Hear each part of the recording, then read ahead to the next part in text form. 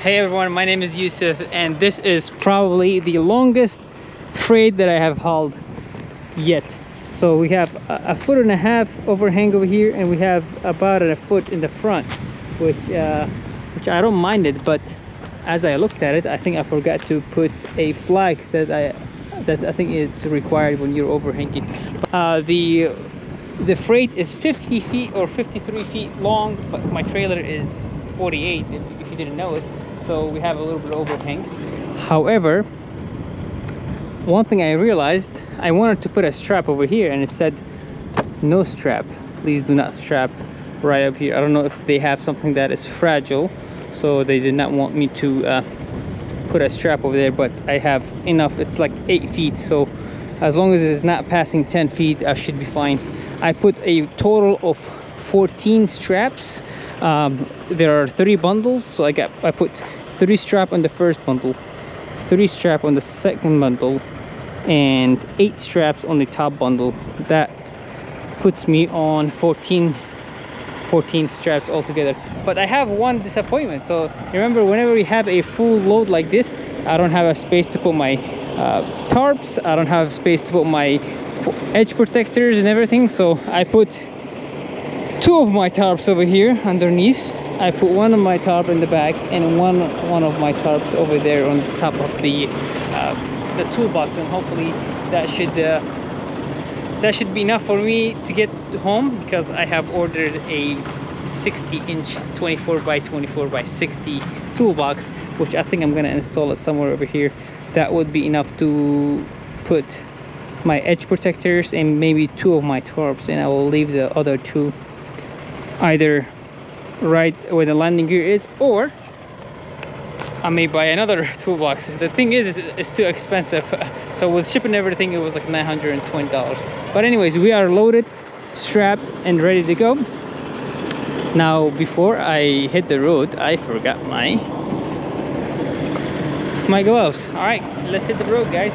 It's currently 10:30 p.m. and I am at Speedco getting a PM service. Please do not mind my dirty windshield, because I wanted to make it over here before they close, because they close at midnight, and I came here at 10:30 and there were literally nobody in front of me, and that guy just pulled in for an oil change.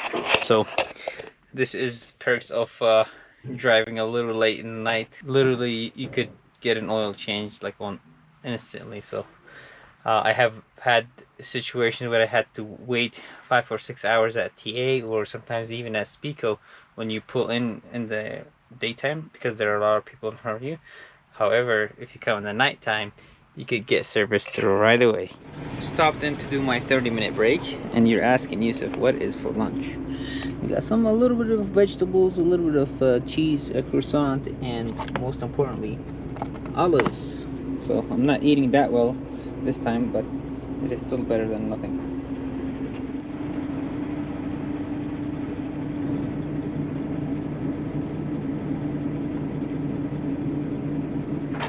I am literally 300 miles away or 250 miles away from my destinations, and I have no problem with the truck or trailer.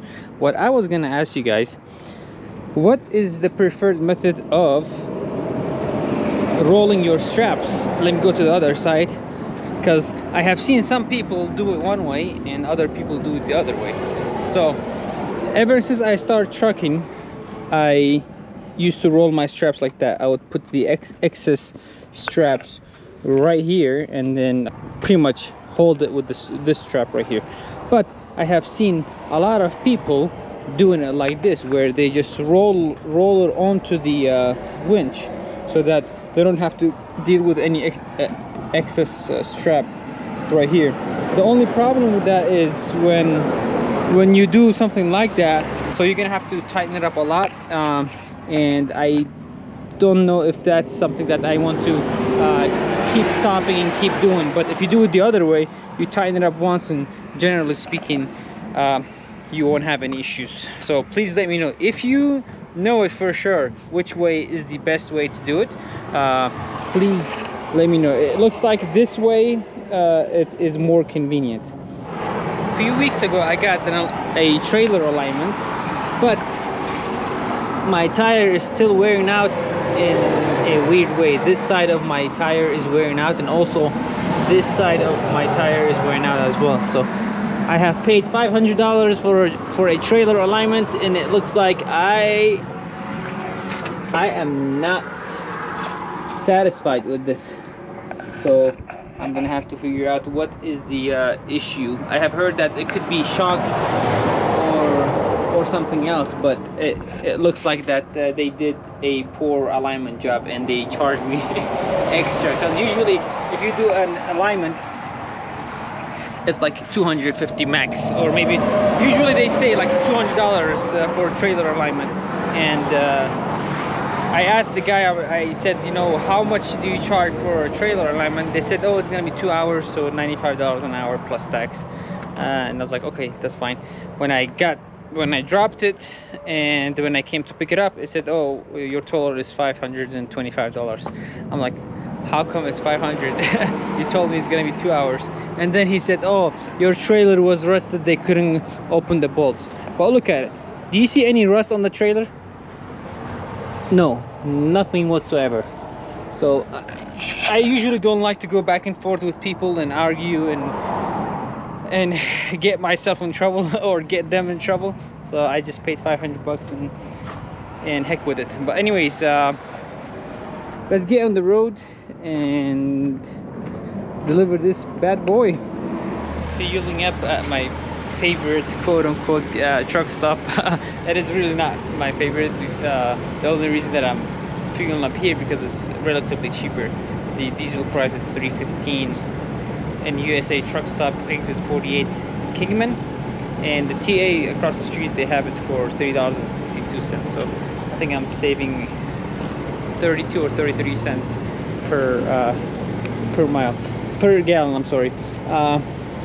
Look how messy this area is. Yesterday I got an oil change or a PM service, and every time I get a PM service they create a big mess. So I don't think there is a way around that, and I've heard that I guess the greasier it is, the better it is. But I have made a habit of checking my oil every time I stop for fueling. That way I know that I'm on a relatively flat surface and I will have a good measurement of the oil. But one more thing I was gonna say, yesterday I asked the guy to grease it up very good, and it looks like he has not greased it very well. Looks like there's a lot of grease over there. So does that mean my pouch is ripped or something over here? Who knows?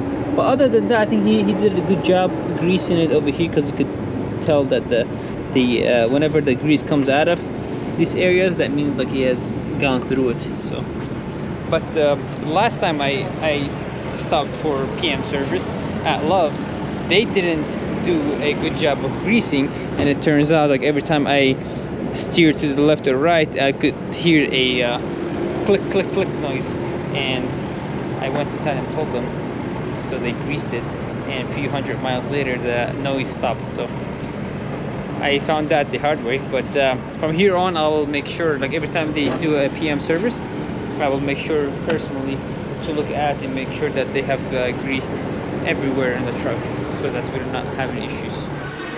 I have not had Indian food for a long time, so we got butter chicken, rice, mango lassi, and my brother-in-law got shrimp curry and rice with water.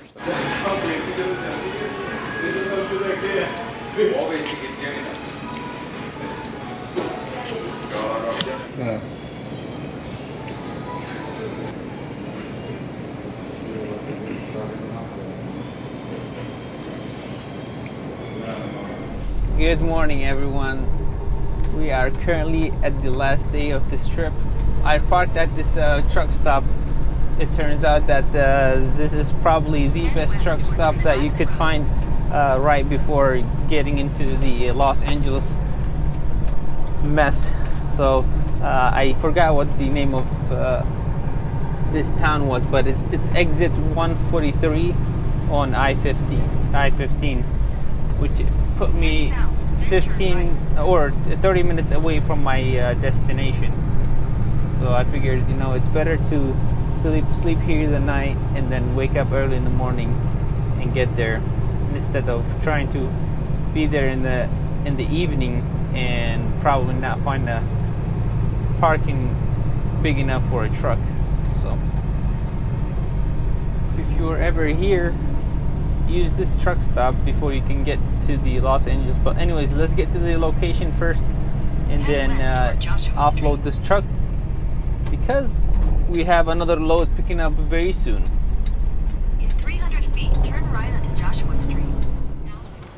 No matter how early you want to get here, there's always someone in front of you. So with that being said, we are second person in line. There's one truck in front of us. One thing I was gonna talk to you guys about is these tarps. I was a bit hesitant to put it here and put them over there, but it looks like they have been holding very well.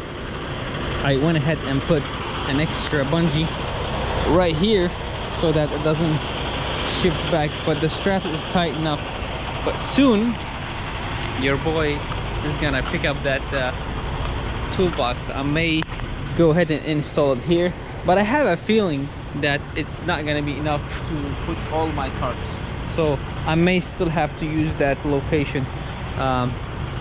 So we'll see how that goes. And also one thing that concerns me is that in the winter time, like, you don't want to put anything over there, because when it snows in the pour salt, you're just gonna have a messy tarp, and I don't think I want to pick that up every time that I have to tarp it and get really dirty, you know. But anyways, let's wait for our turn and get offloaded.